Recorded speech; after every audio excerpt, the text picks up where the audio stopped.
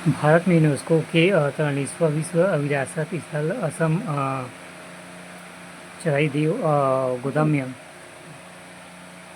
21-31 जुलाई 2024 कहाँ भारत मंडपम प्रगति मैदान नई दिल्ली।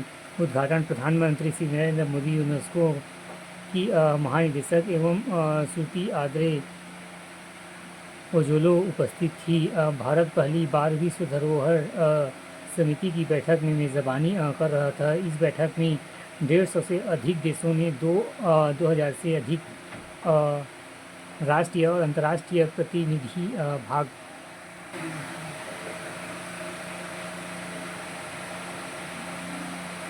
यूनेस्को विरासत को $10 लाख देने की घोषणा। प्रधानमंत्री श्री नरेंद्र मोदी 21 जुलाई 2024।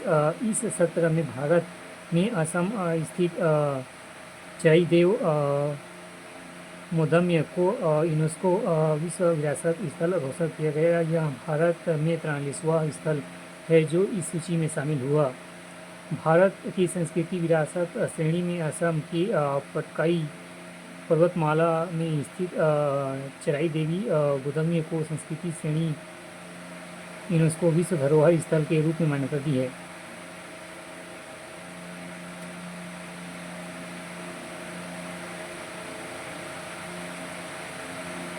चराईदेव के मैदान ओहम राजवंश की 700 वर्ष पुरानी स्तूप समाधि प्रथा। चराईदेव मोईदम ओहाम राजवंश के सदस्यों को टीले जैसे दिखने वाले स्थल में दफनाने की प्रक्रिया चीन से आकर नदी घाटी के विभिन्न भागों में अपनी राजधानी स्थापित की।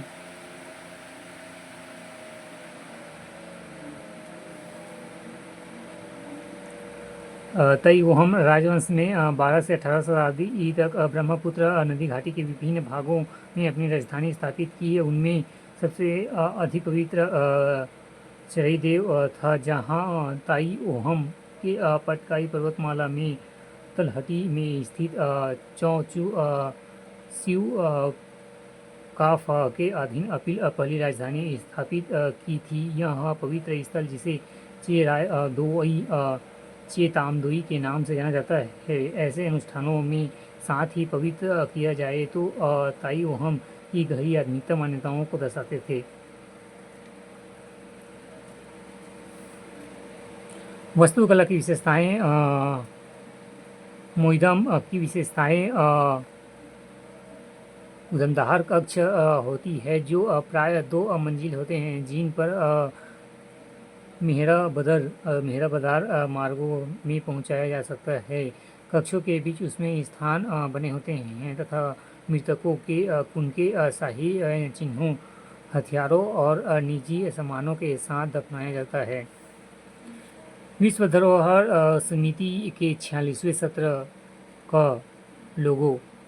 विश्व धरोहर समिति के 46वें सत्र का लोगो कर्नाटक स्थित हम्पी एवं स्मारकों का समूह, group of monuments of Hampi में प्रेरणा के लिए एक विश्व धरोहर स्थल।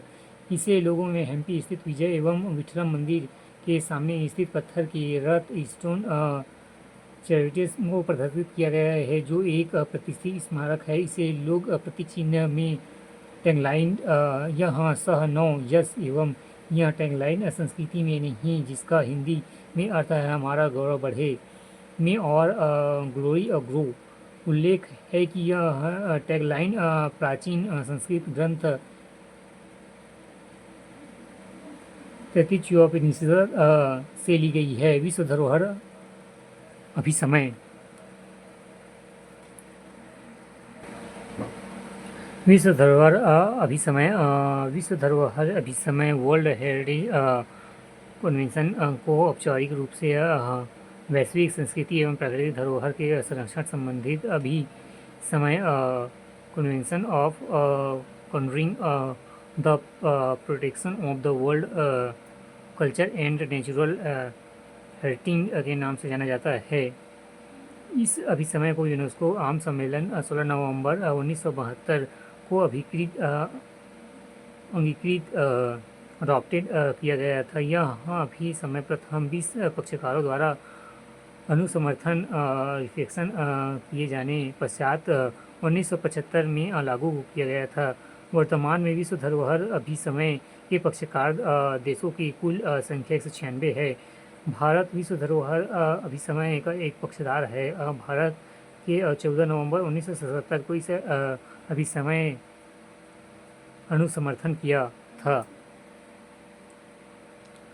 रामचरितमानस पंचतंत्र एवं सहृदय लोकक लोचन एवं यूनेस्को की memory of the world Asian Pacific region register में शामिल कब 7 से 8 मई 2024 कहाँ बैठक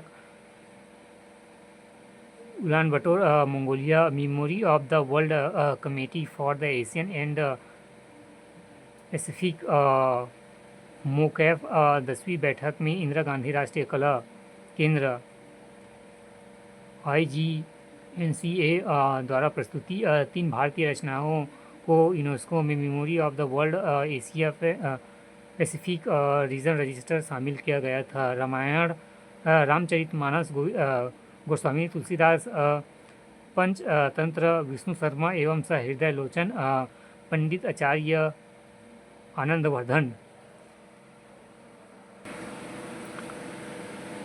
रामचरित मानस इनकी रचना 16वीं शताब्दी में गोस्वामी तुलसीदास ने की थी। अवधी भाषा में लिखा गया एक महाकाव्य है जिसमें 7 कांड हैं, जिसमें रामायण से जुड़ी हुई घटनाओं को व्याख्यात्मक रूप से वर्णन किया गया है। पंचतंत्र यह अनिवार्य विष्णु शर्मा द्वारा संस्कृत में रचित एक विख्यात ग्रंथ है। यह जीवन भारतीय 10 कथाओं में सबसे पुराने संग्रहों में से एक है। यह 5 भागों में मिलकर बना है। इस ग्रंथ की सबसे अनोखी विशेषता कहानी के भीतर कहानी की प्रस्तुति है।